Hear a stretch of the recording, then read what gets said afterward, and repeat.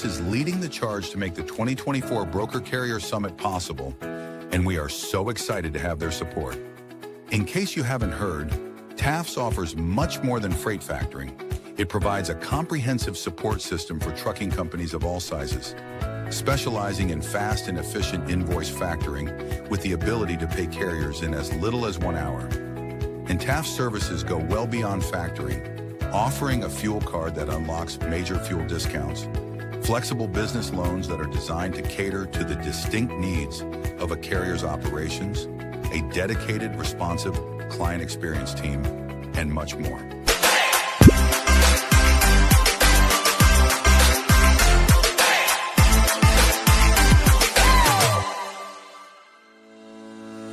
Black Box Logistics is a 3PL freight brokerage based out of Birmingham, Alabama. Black Box Logistics was formed in 2020 by 3 friends, Logan Dyer, William Graves, and Will Hopkins, in a basement office with the goal of bringing transparency around the clock communication and hassle-free customer experience to the table.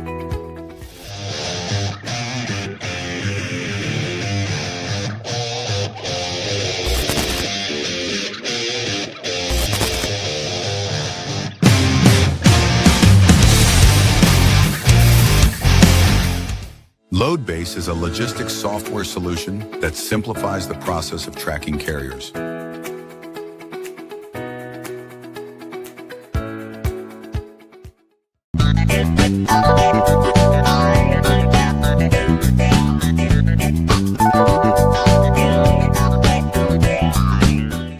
Multi-service fuel card, the industry's first fuel card, was created by an over-the-road truck driver in 1978 to offer a safe, simple, and cost-effective way to handle fuel and trucking expenses. Initially, it addressed safety concerns of carrying cash on the road. Today, it combats advanced fraud with best-in-class technical and personal support.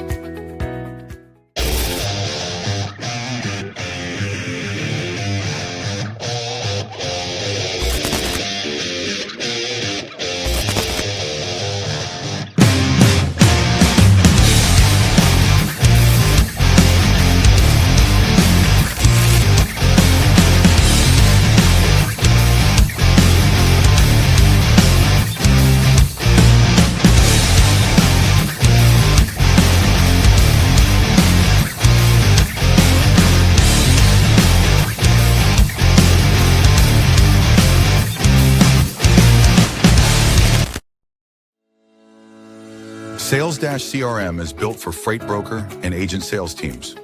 Manage your shipper prospecting and follow-ups. Organize your carriers in the lanes they run.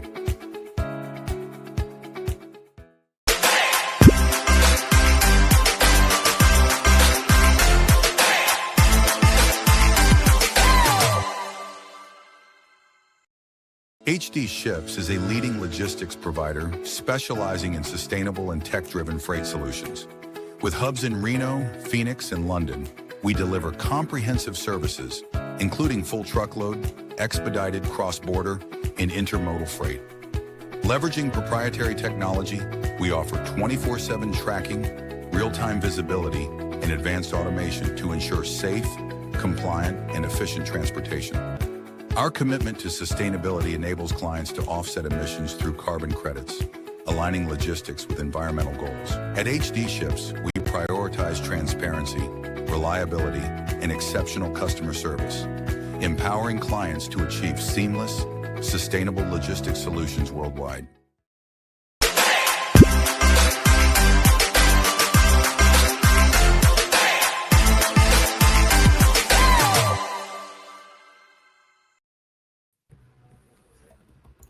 I almost wanted to say happy Friday because I'm so used to doing Friday shows. We're doing Thursday this week. Yeah, switching up the scheduling this week. It's been Friday for who knows how many consecutive weeks. Well, we are going to be doing a Friday podcast, just not our show. Yeah, we'll be on the Logistics Lounge tomorrow. Yeah, so 4 to 5. It'll be a good time. Well, shout out to our sponsors, Multi-Service Fuel Card. Been around since 1978. Patricia, Jessica, great people. They got some new stuff coming out. Check out their pages. Great company. You can be for brokers as well. Black Box, Will's company, HT Ships. If you want to be an agent, love to chat with you. Load Base, they just got a new office today. That was cool to see. Yeah, 100%. They've got a cool product. I did a demo on it. Cool thing about Load Base, it's real-time tracking. A lot of software will ping, so you get updates every 15 minutes or so. Standing them, their product is live. So if you're ever in a crunch or maybe a high-value shipment, that can come in handy. So I would encourage anybody in the market for tracking to hit up Stand and check out their product. Yeah, definitely. Sales Dash, we talk a lot about them. Freight Specific CRM, great product. You were just down golfing with Josh and Drew, right? Just the other weekend in Georgia. Yeah, just Josh. Yeah, we met up in Georgia and we were able to play last Saturday. But yeah, great product. Black Box uses Sales Dash and really can't say enough good things about it. Yeah, a couple of our agents use it as well, and they'll love it. And our banner sponsor, Taft's, top 10 factoring company, great communication, great people. Definitely reach out to Rob or Ryan. Yeah. Well, man, I'm pumped for the show this week. So against my better judgment, we're having on a Black Box customer. So I made a post earlier, and hopefully Dustin will accept my apology in advance for the DMs that he'll likely receive after this. But yeah, Dustin's a Birmingham guy. We've been working with Oxylance since inception. It's actually a rep that I'd worked with at Roadrunner previously is good friends with Dustin. They've been working together for quite some time, and Oxylance is a really cool company. They're based out of Birmingham, also out of I guess they have a location in East Chicago, Indiana. But Dustin can correct me if I'm misspeaking. We'll go ahead and bring him on stage. Hey, Dustin. Hey, Dustin. Hey, y'all nailed on the head. That's right, Will.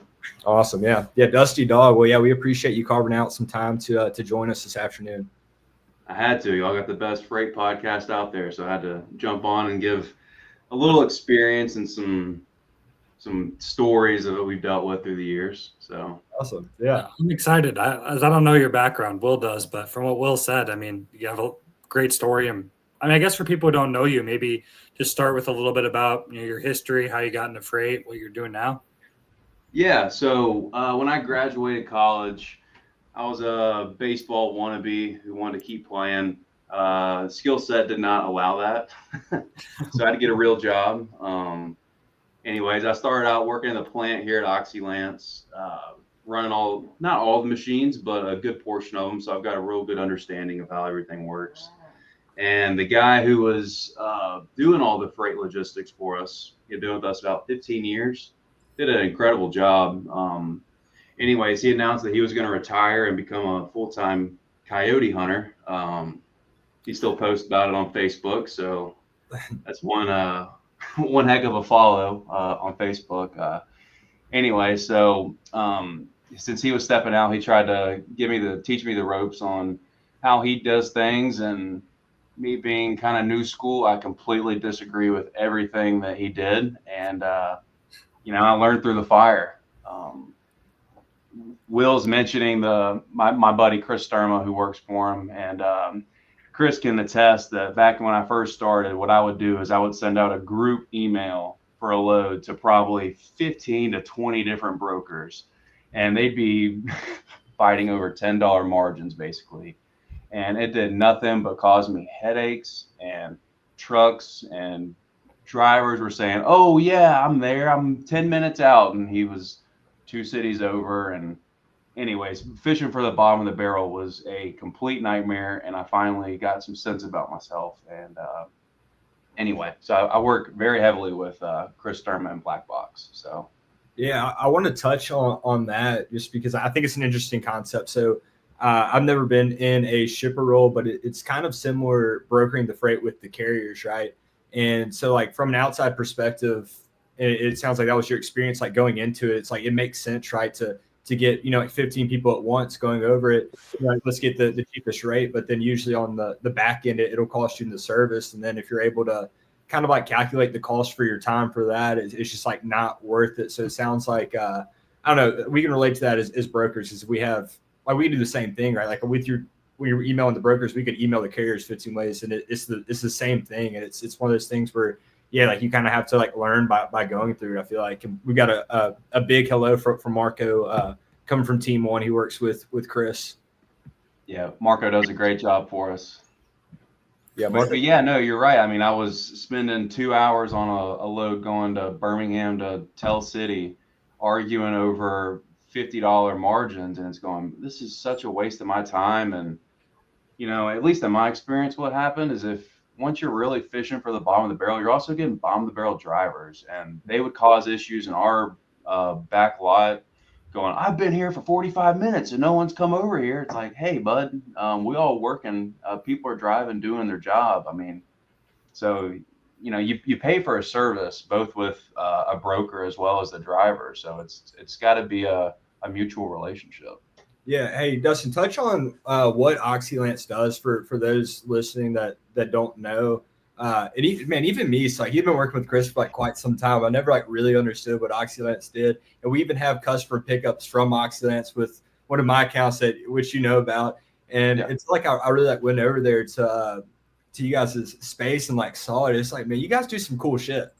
Yeah, thank you. Yeah, so Will came over and brought breakfast for the whole crew. Very appreciative. But yeah, so I'm going to just give you the spiel. We're an exothermic cutting manufacturer. So what that means is basically a giant steel tube that's clean for oxygen use. That's the most important part to realize. It's a cleaned oxygen product that is used to cut ferrous and non-ferrous metals. So if you've got scrap metal, it would be used to cut that. Or if you have something as thick as I sent y'all a picture, y'all might be able to pull it up, but a frozen ladle. So a ladle in a steel mill could be, 200 tons. I mean, that's on the top side, but a very big chunk of metal. And there's really only a couple of ways to cut it. And they use my product to cut metal so they can then be remelted. That's kind of the big hitter for where my product's used. But another way to think of in a steel mill is anywhere molten metal is moving from the furnace to the ladle to the tundish. So these are all different orifices that are holding metal. Anywhere molten metal is traveling to a different orifice, to a different holding tank, basically, that'll get clogged up with steel, with slag, sand. So they'll use my product to basically clean it. So it's a lot of maintenance work in these big giant mills. Basically, and dumb it down for everyone else, because I know that's a lot to imagine. It's a giant lightsaber, and it cuts anything and everything. It's really cool. I'm trying to get these, which I'll have them up in a second. Probably won't be while we're talking about, but these pictures that you sent us so people can kind of get a visual of what you're describing. I think that's the best way to explain it. The ending is it's just a big molten lightsaber. It's pretty neat. We're still waiting on the invites for Chris now to come over there and cut some stuff. Oh, come on, we'll have you over. No, that's no problem. We try to cut at least once a month. We're trying to increase that a little more, but yeah, we'll definitely get y'all over. Have you been to the Black Box office, Dustin?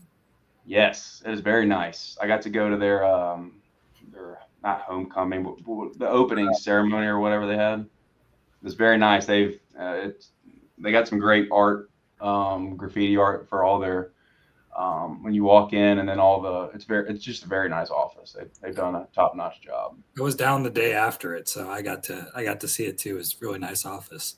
Yeah. So I guess you mentioned some other things too that you kind of changed or did differently besides obviously the mass distribution list. What were some other things that you kind of brought in or implemented that have kind of helped the logistics process? Yeah. Well, I dwindled that list from 20 people down to probably 5, 10, and then kind of kept dwindling it down. And kind of what really worked for us is we would really focus with 2 or 3 people, because then they know all my lanes, they know where the freight's going, and they're pretty consistent on where the trucks are. And if there's ever a tightness in truck availability, then we can be transparent, and I've got no problem saying, hey, if you got to make more money on this one, that's fine. You do what you got to do. Or something else that we do a lot with Black Box is, hey, I don't have much margin in this. I really need you to be competitive. And Chris, I'll give him credit, will send out a lot of trucks at his freight rate, and I'll be like, hey, I'll get you on the next one. So it was really just getting good relationships and being able to, be honest with my broker and just tell him, hey, this is the scenario. This is great for you, bad for you, but we got to work together. Yeah. So what you're describing there, the concept of like, okay, you like when you say you don't have like Oxylance might not have much margin, so you need the freight rate to be at a certain level, right? And you're working with one or two people, like Chris can maybe take a short-term loss or a loss in that shipment because he knows that he's going to get more business and will make it back, right? I made a post about that. Man, this is a really long time ago, but I've got a similar setup, and I threw something out there. It's like as long as the averages make sense and like it's okay for the transportation company. Like if we lose on lane A, but then we make money on lane B, and then you average them together, then like it's okay, it's still profit. And there's just like this one guy like arguing with me about it. He's like, that's the stupidest thing I've ever heard. Like, no, I don't think it's stupid at all, right? Like, so if and when you're working with somebody that closely, like that makes sense, right? So I love that you said that and mentioned it. Yeah, and I'll kind of even go further. I'm going to keep putting feathers in Chris's hat, so hopefully this will help him at some point. But you know, what our business is really good in is emergency shipments. So we've had 20 rush shipments. Hey, got to go today since January 1. So that's kind of what our business is, and we load a lot of things after hours. Well, Chris has come up with me, you know, at 7 p.m. to help load a truck. I mean, really, he was just kind of there for cracking jokes while I'm on the forklift, but nonetheless, you know, he was there. But you're exactly right, Will. You know, I can't be beating a broker down because everyone's got to make money in this. Everyone's got a family to come home to. Everyone's got goals that they want to achieve. And if I'm trying to hamstring you over $50 over and over again, that's not a good partnership. And me and Chris have joked about this, but we're going to be doing freight together for the next 20 plus years, as long as we're in the industry, as long as nothing crazy happens. So yeah, that's awesome. I also want to pick your brain, I guess, on your experience with like when you're describing going from these 15 to 20 providers, then kind of honing into maybe like 1 to 3. Do you experience that the benefit of the broker knowing your operations better so you avoid maybe some miscommunication? Like you're talking about Chris, like he's been to your facility, he knows how everything runs, he knows your hours, he probably knows your customers, how they prefer things. When you're using those 15 to 20, did you experience any issues, right? Again, like they're shipping to location X, but the guy doesn't know the procedure, so then something gets messed up. Do you find that it saves you some time and headache there as well? Yeah, when I first started, I had to come load a truck after hours, another emergency shipment. All of my product, 99% of it is 11 foot long. Well, guy sent in a 9-foot van. I'd been there for 2.5 hours waiting on a van. Hey, Dustin, I'm 20 minutes away. Oh, traffic, I'm 20 minutes away. Finally shows up. I can't even load his van. So then head explodes, call someone else, and it just became a nightmare for it, honestly. And another good thing about Chris is when things have messed up in the past and, hey, the guy was supposed to be there at 12, one of my guys may have to stay overtime. He's Venmo'd and, sent guys cash or brought biscuits like, hey, this is my bad. This was a complete mistake on my end, and he's made it right. So relying on the 1 or 2 guys, that can happen because I can give them more volume of my business. So they can then do these types of things. Yeah, no, that's really great. Great point. How many brokers calling you, cold calling you, cold emailing you, kind of know, and we just, talked about Chris and kind of knowing about your business, the 9-foot example. How many brokers calling you are actually doing their research, or they're just telling you, hey, I have trucks in Birmingham, or I can save you money? Like what percentage of kind of the outreaches actually kind of know your business or put some kind of time into it? Probably 1% know my business. The other 90% are just, they can go on Google Maps and say, I unloaded O'Neill Steel or Nucor Birmingham all the time. I got trucks in the area. And I probably I joke with some other people about this. I probably get 4 calls a day, and then there's no telling how many emails. So it's just people grinding. People are trying to get sales, and I respect it. I get it, but I'm not here to listen for it. Yeah, no, I get that. We got Marcus said one of his favorite. Well, I'm not going to throw out the blame thing. Marcus tuned in. He's locked in right now. Seems to be a big fan of the Dusty Dog. But yeah, no, it's what you're describing. Yeah, like Sturmo, like Chris is great, right? And he's I would say he's our best broker. He's been doing it a while, and like what you're describing, I think is what.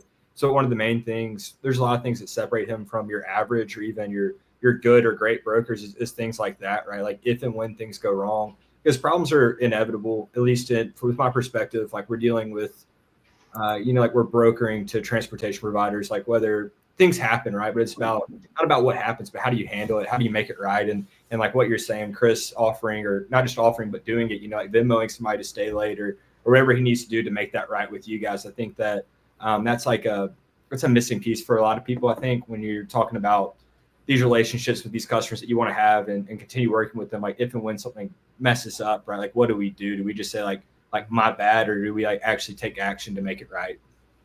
Mm-hmm. Yeah, I mean, we're all people here. We're all working, and you breaking down that barrier and being doing something nice for somebody. I mean, it goes a long way. It does. Yeah, 100%. Well, yeah. So Matt asked, like, how many people like know your business? You guys are a pretty like niche business, right? I mean, correct me if I'm wrong, but there's not many people doing what you guys do. Yeah, very few. There's very few that do it. So go ahead, Matt, if you're going to ask something. Yeah, no, I was going to say, do you have some examples of maybe, for some sales reps listening out there, maybe some good cold calls or cold emails? You got obviously the new course deal, or saying you have trucks in the area. It wasn't good, but you mentioned you have maybe 1%. Are there any in like the last year that maybe stick out, or last 6 months of maybe good outreaches you've gotten? Really, the only people that if you're sending a phone call, or if you're calling in, or you're sending an email, there's very little chance. The best way you're going to be able to get a hold of me is by coming to the door.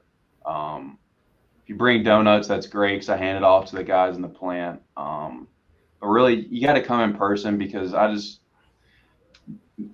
don't have time to listen to a freight phone call when that's a part of my business where I'm just not concerned with.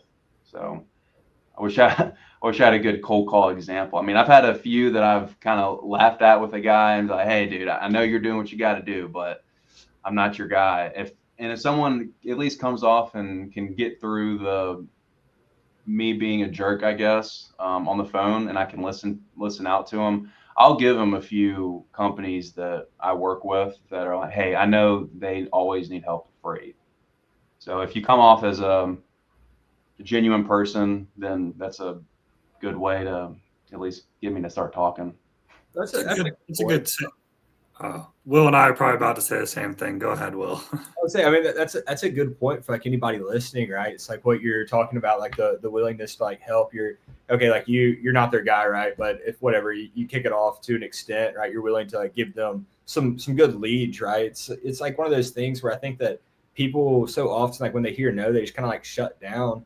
But like maybe like explore it a bit, like who like what you're talking about. Ask the prospect, whoever you're calling, if they like know of anybody, right? And then that's a lead there. So I think that oftentimes people hear no and they just shut down and they just 86 it, when really you can probably do something with it, get somewhere with it. Yeah, I mean, I would say that starting off a conversation, hey, I've got trucks in the area, is not how you're going to get me to start talking. I mean, you gotta, hey, how you doing? You having a good day today? Like, at least get me off the track of me knowing that you're a freight broker calling to get loads. That's you got to trick me a little bit to at least get me to start talking. Yeah, that makes sense. Man, Marco's tuned in. He's locked in right now. He really seems to be a big fan of the Dusty Dog. How many people show up in person down there? I know you mentioned that was kind of a good way to get to you. How often is it that one of your current brokers or a prospective broker, how often is it that someone just kind of shows up? Prospective broker, maybe once a month. But I use Chris, and I use my neighbor with Landstar. So I only use two guys, but yeah, really it doesn't happen much. More of the LTL companies, the Estes of the world, the ABF. Frank with ABF came by yesterday and was just chatting about how they believe freight's going to really increase this year. I really appreciate when people, at least when they come in, they at least give me some insight on what they see in the market. So at least I'm learning something from a sales call. And it's not just hey, what can you do for me? It's also, hey, this is what we're seeing out here. Maybe this will help you in your position. How do you like LTL compared to truckload? in your position? Well, we ship LTL every day. If I could distill mills of my product, we would do it on everything. The problem with our product is it's long, and the palletizing of it is just, it gets damaged a lot. So we deal with a lot of damages, a lot of freight claims, just because it's hard to move a 10-foot piece of pipe from a truck to a terminal to another truck, and then it's getting onloaded, offloaded multiple times. So that's really where our biggest grief comes in. But rates are, I mean, it's super cheap to ship that way if you got the right product dimensions, for sure. You guys have I think I actually helped your LTL rep move. You did, Sue. Mm-hmm. Yeah, Sue. Yeah, she's great. And I know that. Yeah, I mean, I think I've talked with Chris about some of your LTLs. Most of them are that get that overlink charge, and it seems like Sue's got a good grasp on maybe like some tariffs or some kind of like cheaper price. Because remember, we ran a couple, and we were way high. So it seems like Sue's a great fit. So that's another good point, right? So it's like, okay, you really like Chris, but Chris isn't the best fit for your LTL. So like, you need, as a broker, I don't want to try to like say I can do everything the best, right? Like if LTL is not the thing, then like maybe don't push that, right? So for anybody listening, it's kind of good to like focus on what you're good at. We got someone from Sweden listening, Will. Yeah, and I was gonna also say, The comment, appreciate you tuning in.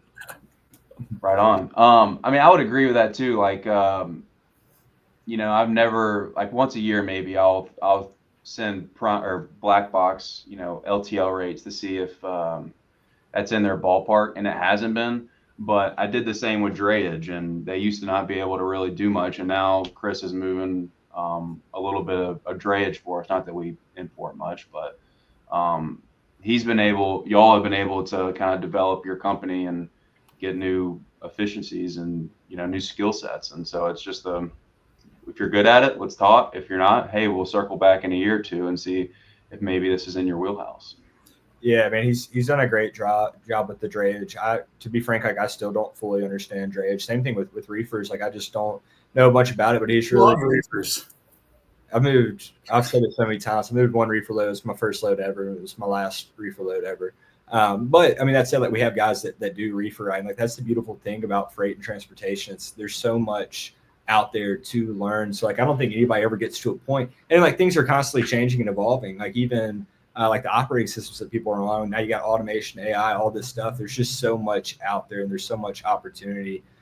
So I mean, like even going back to like the last year and like this freight recession, right? Like there's still so much out there, so much to learn. So like that's one of my favorite things about freight is just all the different, you want to call it nuances, modes of transportation, just everything that goes into moving product. It's quite fascinating. Mm-hmm. Have you? What's kind of the future, I guess, for you guys? Do you guys do like a lot of business in a specific region, or or kind of, we're talking about specific types of freight, drayage, LTL? But are you guys more like regional, or you guys kind of sell your product all over, or what's kind of like your guys' kind of customer look like? Yeah, no, that's a good question. Anybody that melts metal is kind of a customer of ours or perspective, and we ship across the country. We do ship. We have a couple of really good customers in Canada, not so much in Mexico. I've got one good mine down there that does use a lot of our product, our burning bars. But yeah, it's across the country, and we really just utilize flatbeds for most of it, and then smaller cutting jobs where they're going into a rundown plant and they're cutting down a machine. Those we can kind of utilize some of the LTLs, the enclosed vans, but just for ease of unloading and avoiding damages, we normally ship just flatbeds. And Hopkins probably heard it: flatbeds, 4-foot tarps, baby. Come on, bring them in. You guys ever have any out of like someone from Alaska or Hawaii or somewhere just crazy request your product? Yes, and those are always very fun because we'll ship to California, and then California puts it on a boat, or we also sell you might be able to see up top here. We also sell some smaller versions of our product, which we call, our SureCut. It's just a smaller lance. And we can put that on UPS, FedEx, and we can ship that around the world. Yeah, you also do some, which I want to show this. I got this from Dustin a couple months back. I think you guys should add this to the to a website or something. It says Man of Steel. Yeah. Pretty neat. So like, for example, like this, how did you make this? Does it have anything to do with Oxylance? How this is?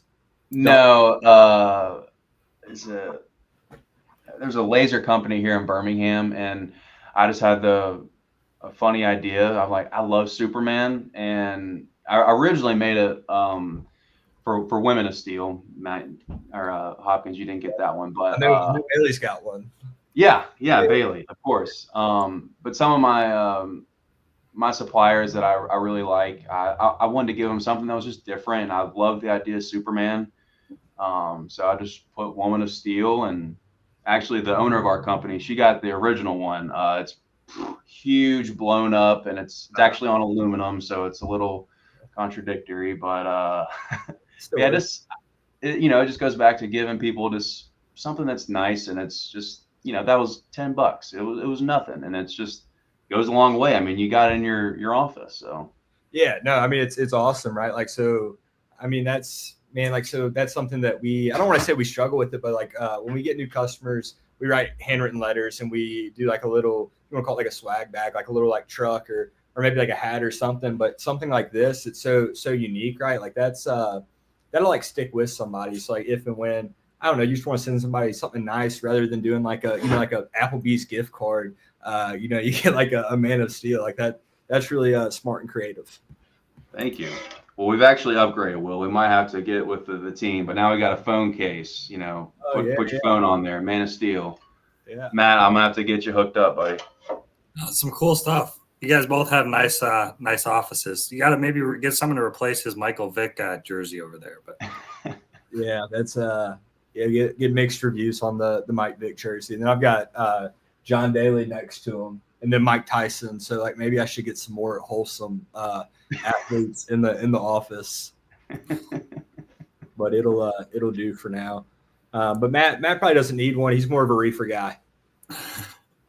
I did not do much flatbed. I am more of a food reefer, but I think that's kind of important. Like, I wouldn't understand. Will understands your product, does a lot of flatbed. Like geometry wasn't my specialty. Like construction isn't either. Like a lot of that stuff doesn't make sense to me. Whereas food, is tangible, was easy for me to understand. That's the fun thing about freight, though. I mean, you can target so many different shippers, so many different people that do different things. So yeah, exactly. Yeah. So go ahead, Matt. I was just going to say, is there anything that, we haven't brought up? I feel like we've covered a lot, but is there anything, that we haven't touched on that maybe you wanted to touch on? No, I mean, I kind of gave you all a good rundown on Oxylance. I guess the only thing I'd want to touch on is, something that I really learned kind of growing up in baseball, but really taking it to heart here at Oxylance is really relying on people that are veterans in either your industry or, if you're lucky, in your company, and really relying on them and asking them some dumb questions. Just trying to, I tell people all the time, I'm constantly throwing something against the wall to see what sticks with all these crazy ideas I have. And I'm lucky to have some really good mentors in my industry and my sales reps that I rely on. So I really just kind of tell anyone out there, hey, if you're new to freight, new to the steel industry, find someone that's crazy enough to listen to your ideas and just pepper them all day long with whatever you might think is a good idea and see what happens. Yeah, I love that. Well, awesome. Yeah, I mean, some my main takeaways I got from talking with you, like one is like for anybody out there, brokers or maybe carriers look to provide value before you look to get something from somebody. It sounds like that approach has worked with you in the past, and I think that's kind of universal with human nature, as opposed to people coming in and kind of like hard selling. And then too, like, don't be afraid to like innovate. So like even like going back to the sign, like that's something like maybe like it was like a crazy idea, and it's like, there you go. was just really cool to kind of like hear your story of how you came in. A guy had been doing it for however long, then he went to go be a professional coyote hunter, and then you kind of like take over, learn trial by fire, and you found something that is optimizing Oxylance's transportation. Well, we appreciate you coming on, Dusty, and we'll have to do this again. It was fun. Yeah, it was. Thank you guys. Yeah, Dusty Dog, appreciate you. We'll talk soon. See you guys. See ya.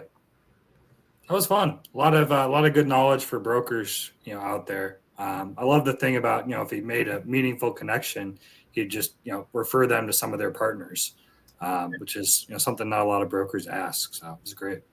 Yeah, 100%. And again, Oxylance is it's a really cool company. And I think that how he described it towards the end is the best way. If you're not familiar, it's just like a flammable lightsaber that they're cutting stuff with. I wish I had the images uploaded so I could present them on the stream, but no, they do great work, and they're good people over there. Well, shout out to our sponsors, Multi-Service Fuel Card, been around since 1978. We've had Jamie on the show. He's a member of them. You can have one for brokers as well. Jessica, Patricia, great. Black Box, Will's company, HG Ships. Love to chat if you want to be an agent. Load Base, new office. We just talked about that pre-show. Check them out. Will's demoed their product. Great tracking software. Hit up Stan on LinkedIn. Sales Dash, rate specific CRM. We have some agents that use it. Will's company uses it.